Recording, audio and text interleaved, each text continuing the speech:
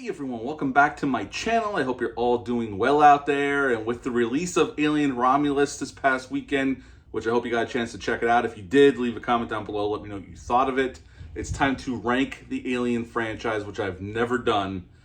And there's 9 films. I know I said I was not going to include the AVP films, but I did include them on my Predator ranking video way back when, so it's only fair to include them here as well. So we're going to go with 9 films. We're going to kick this off right away at number 9. So it's pretty obvious if you've seen all these films, Aliens vs. Predator Requiem, which came out back in 2007. Now, when this was announced after the first AVP, which was PG-13, very disappointing, although that movie made some money. I mean, Paul W.S. Anderson, it's an okay film. People were happy. We're finally getting the R-rated Aliens on Earth movie that people were clamoring for. And unfortunately, while some of the creature design looks pretty cool when you can see it, we got terrible characters. I don't blame the actors for it. The script was dog shit. We got the gore, and we got a lot of fights, but you can't see anything. One of the worst lit movies ever in the history of cinema.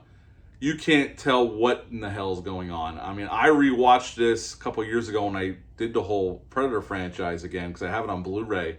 Even in my 4K player upscaling on my 4K TV, you still can't see anything when they're battling in the sewers, or if they're battling outside.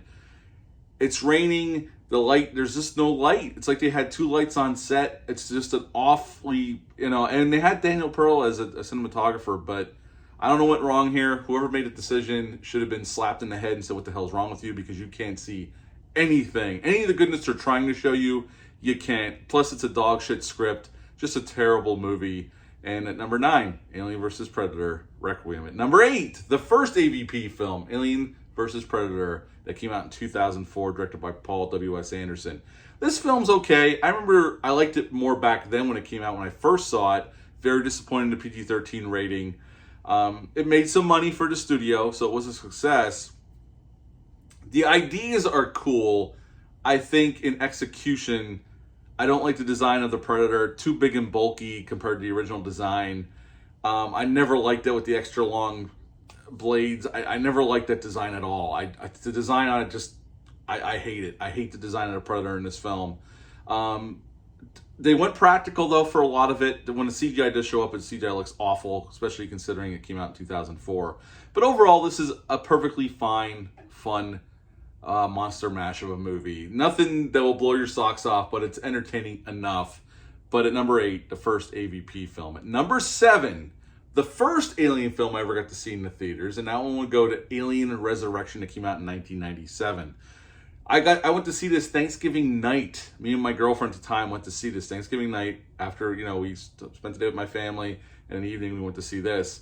And I actually, it's at number 7 here. I've always enjoyed this film. Is it as good as the other ones that come after this? No, it's not. It's goofy in spots. I do love the cast here. You got Michael Wincott, Ron Perlman, Winona Ryder in here. I think the cast is good. There's some really fun action scenes. That underwater sequence is badass. Brad Dourif's in here. There's some interesting things here, and I think the practical effects look awesome. Unfortunately, the movie kind of jumps the shark. But still, at the end of the day, I can still sit down and watch Alien Resurrection and have a good time with it. It's not as good as the films that are coming after this, but you can still have a cheesy good time with this film. And yeah, it's a movie I look back on fondly, only because it's my first one in the theaters. So at number 7, Alien Resurrection. At number 6, Alien 3 that came out in 1992. David Fincher's, although he's kind of disowned the film, and it was kind of a shit show of a production. It's a very depressing film, and obviously they commit the cardinal sin of killing Newt and Hicks off right at the beginning of the film. And considering how Aliens ended, I mean, this is a very cynical, very bleak movie. It's not a fun movie to watch. I think it's well made. I think Fincher, shows what he can do here, even though he was messed with a lot. And I know he doesn't like to talk about this film for obvious reasons. He didn't have control. On his next film, 7, he had a lot more creative control, and you can see what he can really do.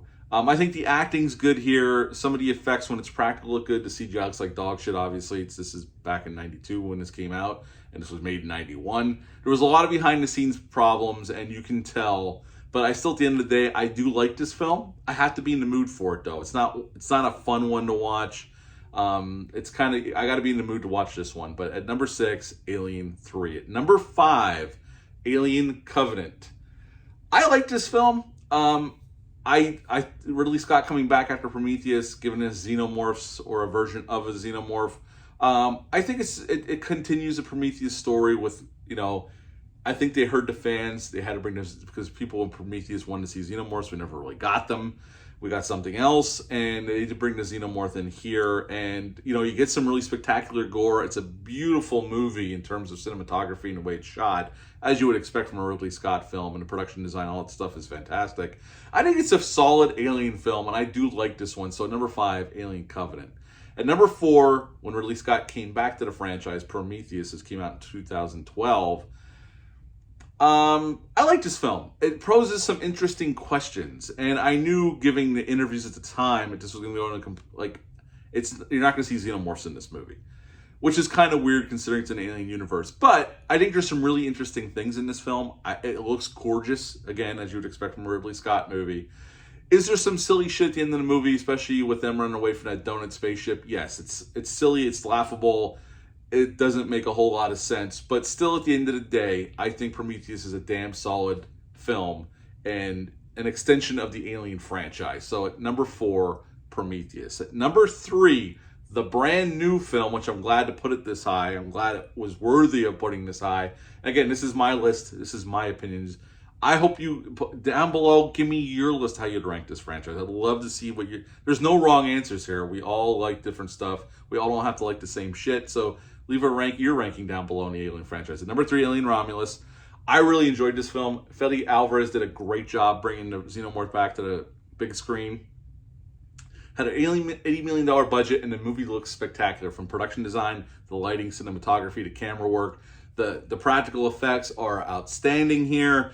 I like the story. Yes, at the end, it's going to depend on how much you enjoyed Prometheus and Alien Covenant, depending on if the ending's going to work for you, the final act of the film, because he does take a big swing there, and I can see how it's dividing some people.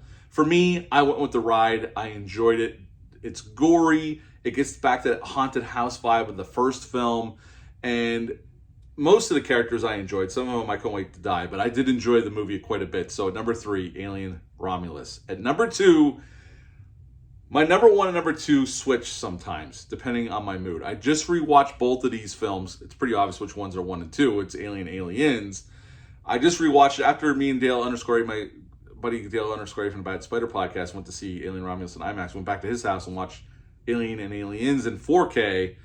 And this is where I'm landing for this ranking. At number 2, I'm going to go with Ridley Scott's original Alien, released back in 1979. This is a fantastic film, and that 4K looks amazing. The cinematography, the sets, I like how it takes time. Space truckers in outer space, the haunted house vibes with a creature running around. That chest burster scene with John Hurt still plays amazing. This is a great horror film, no ifs, ands, or buts. And at number 2, the original Alien. Now, these are razor thin, 1 and 2. At number 1, Jim Cameron's sequel that came out 7 years later, Aliens. What a great sequel. One of the best sequels ever made, hands down. Great cast with Michael Biehn, Bill Paxton. You got Ripley coming back, Sigourney Weaver, Newt, great new characters, and furthering Ripley's story. And with her and Newt, the mother angle is explored. I love all of that. Paul Reiser playing the scumbag suit, although for the first half of the film, he seems like a good dude, and then he just goes off the rails before he gets killed by a xenomorph.